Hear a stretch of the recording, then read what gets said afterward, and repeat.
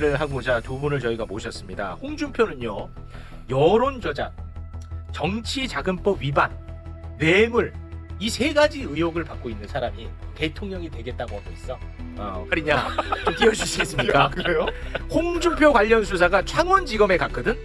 그러다가 저게 서울로 여행을 갑니다. 서울중앙지검. 서울중앙지검이 아이씨 몰라 해서 대구지검으로 보냈어. 근데 대구지검이 또 서울경찰청으로 보냈습니다. 대구경찰청. 뭐야? 경찰로 다시 보낸다고? 그러니까 무슨 이 뭐야 이거 지금? 저희도 지금 확인 중이긴 한데 네, 어느 단계에서 안 보내는 거야? 지금 2주 전에 이제 대구 경찰청에서 이제 중앙지검으로 포렌식 자료를 요청했다는 기사가 있더라고요. 중앙지검. 네, 근데 포렌식 이미지를 그때 달라고 한 거면 사실 포렌식을 하고 나서 그 수사 보고서들이 나와야 되는 거거든요. 네. 근데 그때 2주 전에 받은 거면 이제 포렌식 막 열심히 돌리고 있겠죠. 그러면 그걸로 봐서는 이제 뭐 수사 보고서나 그 전에 해놨던 것들이 넘어가지 않은 게 아닌가라고 지금 추측을 하고 있는 상황입니다. 처음부터 경찰에서 다시 시작하고 있다고 보시면 될 것 같습니다. 진짜 짜증나. 근데 아니 뭐라고 하면서 경찰로 보낸다고 하면서 보낸 거예요? 와, 이유를 진짜 뭐라고 열받네. 나왔어요? 그 관할이 없다, 뭐 수사 개시에 권한이 없다 이런 식으로 변명을 했던 그러니까 거죠. 검찰이 수사에 착수할 수 있는 범죄가 아니다. 이 죄명이 뭐죠? 정치자금법 아니에요? 지금 정치 자기네가 그 수사할 수 없다면서 경찰로 다시 내린 그러니까 거예요. 이 커피라는 놈들. 진짜 나쁜 놈들이야. 진짜 나쁜 놈들이야. 일단 요거 머릿속에 넣어두고요. 네. 홍준표 아들의 친구이자 홍준표의 여론조사를 명태균에게 의뢰하고 비용을 대납했던 자이자 대구시 공무원을 했던 최용희 씨가 예. 말레이시아로 도망갔습니다. 그건 팩트요. 팩트야 인마. 근데 이 최용희 씨가 지인한테 얘기하기로 뭐라고 했냐면 네. 대선 끝나고나 한국 가겠다. 뭐야? 이거는 완벽한 도망 아니야, 그냥? 많으니까 안 하기도 어려울 거 아닙니까? 그래서 그랬는지 모르겠지만 검찰이 제출한 자료를 보다가 네. 강혜경 씨 건 별건을 잡아가지고 그렇죠. 그걸 갖고 기소했잖아요. 기소를 했다는 거예요. 그러니까 얼마나 나쁩니까? 그러니까 그것도 전형적인 수법이에요. 이제 그 내부의 비리를 제보한 사람 입막음하는 수법. 그렇지. 그분 때문에 검찰한테도 안 좋은 사건으로 이게 막 커지면 그 사람한테 보복하는 수단으로 또 그렇게 하고. 네. 옛날부터 하던 짓이야 그게 다 매번. 자 그러면 강혜경 씨 입장에서는 이거 내가 자료 이제 그만 내야겠다. 나한테 이렇게 불이익 계속 오니 이럴 수 있잖아요. 그렇죠. 사람이니까. 그걸 염두에 두고 하는 거예요. 만약에 명태균이 시킨 대로 PC 다 처분하고 핸드폰 바꾸고 이랬으면은 강규경 씨는 이걸로 기소당할 이유가 이거 없겠죠. 없죠. 그렇죠. 네. 야, 너무 무섭다. 아니 이게 지금 저희가 모셨습니다. 홍준표는요, 여론 조작, 정치 자금법 위반, 뇌물 이 세 가지 의혹을 받고 있는 사람이 대통령이 되겠다고 하고 있어. 무시무시한 범죄입니다. 이게 사실이라면. 뇌물까지? 예, 뇌물. 야, 여론조사 만약에 여론조사 비용을 누군가가 대납을 해줬어. 홍준표 대신에. 대신에. 그래서 이 사람이 너무 고마워서 대구 공무원으로 채용을 했어요. 뇌물이야 이놈아. 됐지? 오케이. 그런데 제대로 수사가 진행되고 있지 않습니다. 홍준표 수사는요 지금 전국 일주 중입니다. 이게 무슨 말이냐 좀 띄워주시겠습니까? 그래요? 홍준표 관련 수사가 창원지검에 갔거든. 그러다가 저게 서울로 여행을 갑니다. 서울중앙지검. 서울중앙지검이 아이씨 몰라 해서 대구지검으로 보냈어. 근데 대구지검이 또 서울경찰청으로 보냈습니다. 대구경찰청. 그러니까 대구경찰청. 뭐야? 경찰로 다시 보낸다고? 그러니까 무슨 이 뭐야 이거 지금. 그런데 문제는 뭐냐면 이게 지금 대구경찰청에 가 있잖아. 네. 그런데 검찰이 수사 기록을 경찰청에 보내지 않고 있어. 대구지검에서? 그러니까 어디에서 지금 안 보내는 거예요? 그러니까 하도 많으니까. 수사 기록을. 저희도 지금 확인 중이긴 한데 네. 어느 단계에서 안 보내는 거야? 지금 2주 전에 이제 대구 경찰청에서 이제 중앙지검으로 포렌식 자료를 요청했다는 기사가 있더라고요. 중앙지검으로. 네, 근데 포렌식 이미지를 그때 달라고 한 거면 사실 포렌식을 하고 나서 그 수사 보고서들이 나와야 되는 거거든요. 네. 근데 그때 2주 전에 받은 거면 이제 포렌식 막 열심히 돌리고 있겠죠. 그러면 그걸로 봐서는 이제 뭐 수사 보고서나 그 전에 해놨던 것들이 넘어가지 않은 게 아닌가라고 지금 추측을 하고 있는 상황입니다. 처음부터 경찰에서 다시 시작하고 있다고 보시면 될 것 같습니다. 진짜 짜증나. 근데 아니 뭐라고 하면서 경찰로 보낸다고 하면서 보낸 거예요? 와, 이유를 진짜 뭐라고 열받네. 나왔어요? 그 관할이 없다, 뭐 수사 개시에 권한이 없다 이런 식으로 변명을 했던 거예요. 그러니까 검찰이 수사에 착수할 수 있는 범죄가 아니다. 이게 죄명이 뭐죠? 정치자금법 아니에요? 지금 정치자금법이죠. 근데 예, 이제 예. 검찰의 수사 개시 관한 규정 보면 정치자금법 중에서도 이제 46조 이하에 대해서만 검찰이 권한이 있다고 돼 있거든요. 근데 지금 이 혐의가 정치자금 부정수수죄라고 해가지고 정치자금법 45조예요. 45조인데 사실 그 전에 검찰에 고발 들어가고 막 이런 것들이 있으니까 관련 사건으로 검찰이 사실 얼마든지 관할이 할수 있죠. 있거든요. 예. 있는데도 불구하고 그 사건만 유독 지금 관할이 없다라는 조금 앞뒤가 안 맞는 주장들을 하고 있는 거죠. 실제로 이미 창원지검에 자기네들이 기소해놓은 사건들도 똑같이 45조가 그렇지. 적용이 예. 되는데 유독 홍준표 건에 대해서만 자기네가 그 수사할 수 없다면서 경찰로 다시 내린 그러니까 상황. 이 법이라는 놈들. 진짜 나쁜 놈들이야. 진짜 나쁜 놈들이야. 일단 요거 머릿속에 넣어두고요. 네. 이러는 사이에 홍준표의 최측근이자 홍준표의 양아들이자 홍준표 아들의 친구이자 홍준표의 여론조사를 명태균에게 의뢰하고 비용을 대납했던 자이자 대구시 공무원을 했던 최용희 씨가 예. 말레이시아로 도망갔습니다. 그건 팩트요. 팩트야 임마. 근데 이 최용희 씨가 지인한테 얘기하기로 뭐라고 했냐면 네. 대선 끝나고나 한국 가겠다. 뭐야? 이거는 완벽한 도망 아니에요, 그냥? 그러니까 처음에는 국민의힘 경선 이후에 들어갈 거라고 지인한테. 요렇게 얘기를 했다가 늦어지면은 대선 이후에 들어갈 수도 있다. 이건 대선 이후에 들어오겠다라고 하는 거죠. 진짜 네. 정말 천하의 나쁜 사람들입니다. 근데 이걸 경찰이 몰랐답니다. 몰랐대 나가는 것도 좀 이해가 안 출구 돼요. 금지를 시켰어야 되는데 네. 금지도 안 시켜놓고 나간 것도 몰랐어요. 최근에 나갔나? 4월 14일. 이번 달이요? 4일. 이번 달? 이번 며칠 전에 며칠 전인데 14일이면. 너 머리 심고 할 때 내가 그랬지. 긴장 안 했잖아 이 자식아. 자식이. 놓쳤네 이거. 네. 자 그래서 오늘은 확실히 홍준표 끝내고 갑니다. 그래서 오늘 박살내는 건 들고 왔습니다. 아, 네, 이게 그래요? 언론에 지금 보도가 되고 있지 않은 우리 두 사람의 작품인데요. 오, 네네네. 네. 제가 간략하게 정리하고 두 분이 설명을 좀 디테일하게 해주시면 될 것 같습니다. 2022년 3월에 대선이 있었습니다.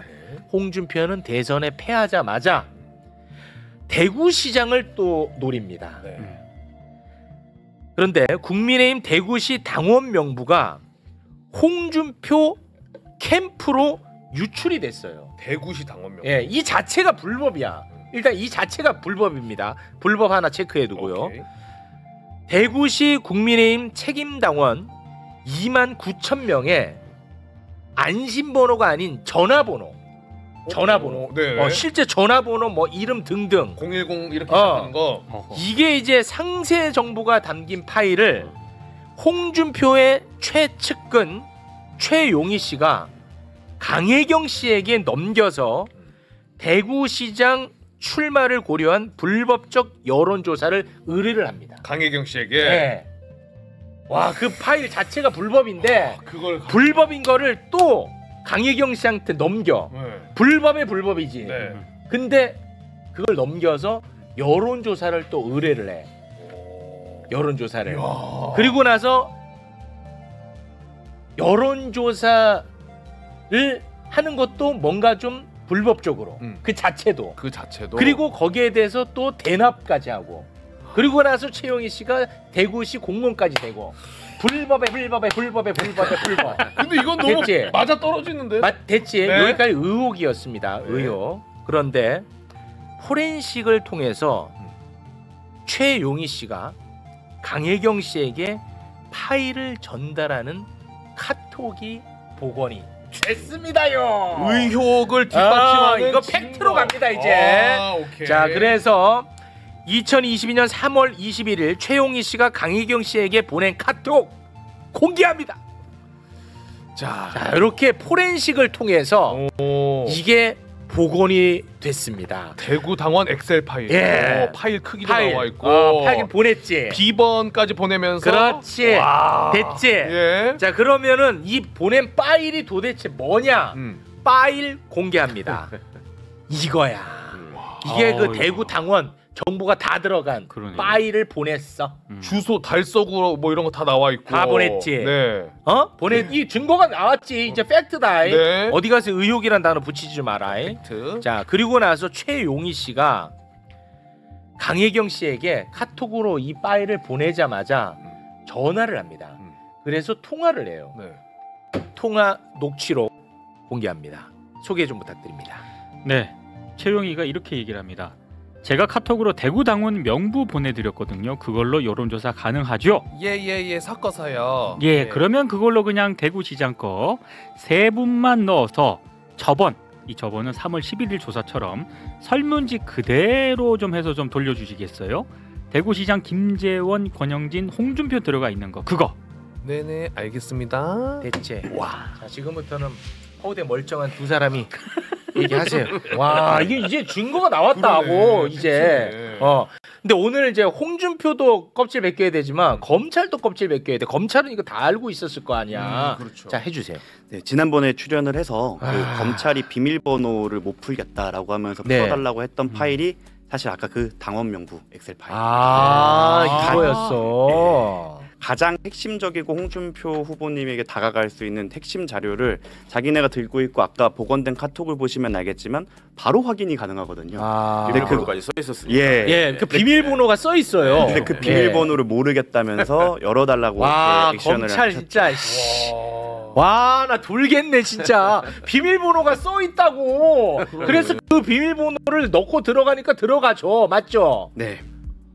이게 뭐지 당원 명부 이 의혹 관련해 가지고 전체 그림에서 이게 어느 정도 위치해 있는지 한번 짚고 조금 넘어갈 필요가 있는데 일단 아까 말씀해 주셨지만 크게 뭐 정치자금법 그리고 뭐 뇌물수수 그게 뭐 수뢰후 부정 청탁까지 이어질 수도 있고요. 그리고 이번에 당원 명부 유출 같은 경우에는 뭐 정당법 위반이라든지 아니면 개인정보법 위반 그렇지. 그거 될 수가 있고요. 네. 그래서 뭐 아까 말씀해주신 거 빼고 이 중에 이제 당원 명부 입수랑 유출 그리고 개인정보 보호법 위반 혐의 같은 경우에는 구체적으로 뭐냐면 네. 이게 날짜가 이제 22년 3월이거든요.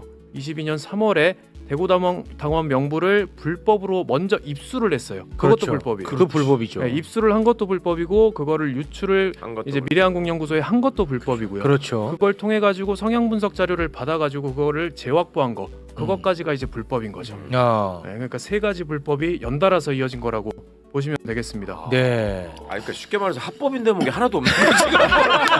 법을 낼 필요가 없어. 사실 저희가 법이 그 안 되면 검찰 없어. 측이 그 조사를 오세훈 시장으로 좁혀갈 때 저희가 계속 말씀을 드렸던 게 사실 오세훈 시장 쪽보다 홍 후보 쪽이 100배 이상 관여가 많은데 그렇지. 왜 이거는 질문 안 하시고 언제 어. 하시냐라고 할 때마다 뭐 대구로 보냈다 이제 뭐 다음 차례일 거다 알아서 하겠다 이런 식으로 계속 수사를 좀 미루셨습니다. 근데 너무 쉽지 않아 수사가? 저도 이해가 다 되는데. 빼박이잖아. 의혹 있었고 증거 나왔고. 그렇죠. 와. 왜 오세훈은 열심히 하고 홍준표는 뒤로 보냈을까요? 왜 그런 거야? 유일한 차이가 있다면 오세훈은 검사 출신이 아니고 홍준표는 검사 출신. 검사? 아유, 홍준표 검사한 지 얼마나 오래됐는데. 한동훈이하고 오세훈이가 겹치잖아요. 네, 그래서 지지 기반이. 그렇게 또 네. 연결될 수도 있겠군요. 그 아까 말씀해주신 사실관계에 덧붙여가지고 조금 더 말씀을 드리자면 그렇게 당원 명부 유출을 받아가지고 3월 22일 날 1일 날 3월 21일 날 여론조사를 돌렸어요. 돌리고 나서 강혜경 국장님이 그 내용을 가지고 이제 여론조사를 돌릴 때 이게 당원 명부로만 돌리면 당연히 불법이 금방 탄로 나니까 이게 RDD라고 이제 일반 사람들이랑 좀 섞어가지고 돌렸거든요. 그게 섞어서라는 표현이에요. 네. 그게 그 중앙선관위에서 딱 봐갖고 야, 너네 이거 뭐 하는 짓이야? 이게 걸릴까봐. 네. 그거를 RDD 를. 잠깐 좀 RD를 이렇게 섞어갖고 했다고. 네, 이렇게 섞어가지고 안 걸리게끔 하라고 이제 명태균이 지시를 해서 강 국장님이 그렇게 진행을 하시고요. 이제 그 성향 분석 데이터를 이제 좀 뽑아내라라고 하니까 그게 단순히 뭐 키보드 몇 번 두드려서 나오는 게 아니거든요. 자, 잠깐만요. 네. 이거 못 알아들으니까. 성향 분석이라는 것은 어떤 사람이 홍준표를 지지하는지 김재원을 지지하는지 이거를 미리 내가 여론조사를 통해 갖고 파악을 하겠다는 거야. 그 정도 알아요 나도. 아, 잘 따라가고 있었는데 왜 그래요? 성향 분석. 또 넥타이맨 애들 나오니까 또 건방 떠네. 자, 그래서요. 네, 그렇게 해서 만들어낸 그 성향 분석 데이터를 보니까 일단 데이터 자체는 한 8천여 개 정도를 추려내셨어요. 아, 8,000 키보드 개를. 이렇게 두드려서 나오는 게 아니고 일일이 다 이렇게 찾아가지고 왜냐면 그 전에 섞었으니까 아, 섞었던 거를 분류를 골라내야 하는 작업인 되니까. 거죠. 예, 골라내는 작업을 하신 다음에 그거를 이제 USB 형태로 담아가지고 네. 비밀번호랑 같이 수기로 써서 그거를 전달을 했다라고 사실 그전에는 기억만 하고 계셨는데 이번에 포렌식하고 녹취를 확인을 해보니까 네. 이제 그게 박재기한테 전달이 됐다. 박재기라 하면 홍준표 최측근. 네. 그러니까 이 사실관계를 보면 사실 최용희부터 시작해가지고 박재기로 끝났잖아요. 아, 그러네. 네. 최용희가 의뢰를 하고 그럼 최용희가 받아간 것도 아니고 박재기가 받아갔단 말이죠. 그렇지. 그리고 그 전에 뭐 여러 번 나왔겠지만 이제 홍준표한테 실제로 뭐 보고를 하러 간다거나 그 맨하탄 20일 네. 그런 데서 뭐 만남이 있었다거나 이런 관계들을 보면 이걸 홍준표가 과연 안 받아봤을까? 아. 네, 그런 의심을 지우기 조금 힘든 상황입니다. 그리고 네. 접어서 받았겠죠. 네. 뭐. 그리고 또 그건 최상목이고요. 접히처를 받았을 거야. 그리고 또 포렌식하면서 나온 자료들 중에서 이제 최용희 씨가 명태균 씨에게 명사장님 대표님께서 월요일 약속 수요일로 늦추고 싶으시다는데요 괜찮을까요? 이렇게 얘기한거나 지역에서 해야 할 일이 있어서 수요일에 올라가셔야 한다고요. 이렇게 조율을 하는 내용이 나옵니다. 아. 지금까지는 최용희가 나랑 뭐 관계도 없고 뭐 아들 친구다 뭐 아니면은 네. 나는 보고받은 바 없다라고 그렇지. 얘기하거나 명태균과 우린 관련이 없다고 하지만 네. 최소 명태균과 홍 시장이 만났다 혹은 명태균, 최용희, 홍 시장이 같이 만나서 네. 얘기를 했다는 것이 이제 물증으로 저희가 그렇습니다. 확보가 된 거죠. 네. 아니 그리고 홍준표가 자기 그 복당할 때 명태균 여론조사 활용했잖아. 그러니까요. 근데 그것만 활용하고 이건 또 활용 안, 말도 안 되잖아. 근데 이렇게 이제 성향 분석을 해가지고 어떻게 홍준표에게 도움이 되는 거예요?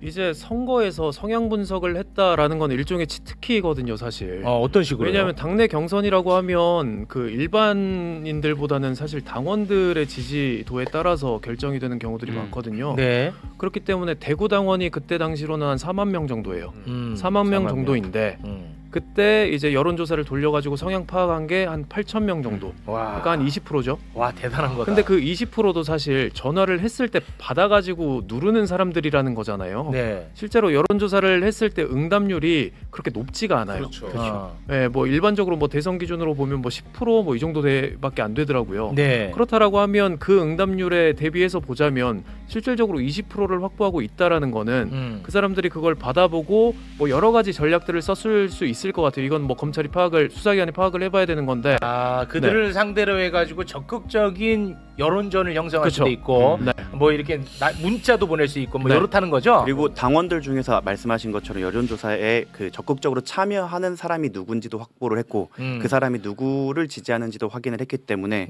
저희가 수많은 전략을 할 수 있죠. 그분한테만 전화가 가게 한다던가. 그러니까 정리하면 크게 투 트랙이죠.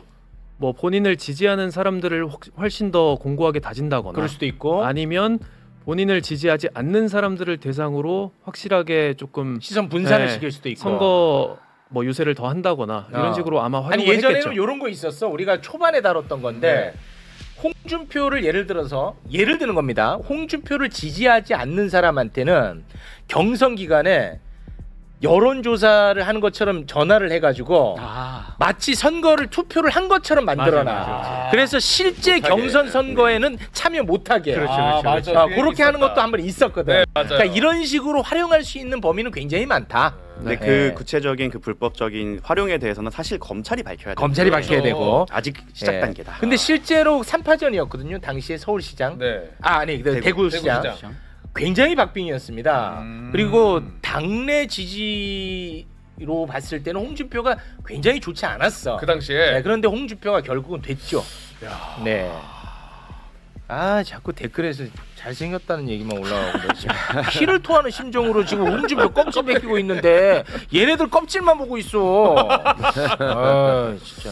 야, 근데 저렇게 검찰이 전국 순회하는 경우가 있어요? 몰라 나도. 흔하지 않죠. 예전에 보면 사실 여러 가지 사건들에서 검찰이 일부라도 본인들 수사권이 있다라고 하면 검찰이 뭐 경찰한테 양보한 적이 사실 있었나요? 저는 기억나지 않거든요. 네. 근데 이런 경우는 정치. 처음 봤습니다. 그러니까 하기 싫어서 시간을 끌어가지고 사건 망가뜨릴 때 쓰는 이게 전형적인 수법이고요. 반대로 비교를 해보자면 최근에 왜 다 무죄됐던 울산 사건이라는 거 있잖아요. 네. 울산시장 선거 개입 사건. 네. 그거는 울산에서 만들어가지고 울산지검에서 하고 있던 거를 윤석열이가 중앙지검으로 보내라고 하고 검사들 다 오라고 하고 또 보강을 하고 막 그럽니다. 그렇게 표시가 나는 거예요. 진짜 정말 나쁜 집단이라니까.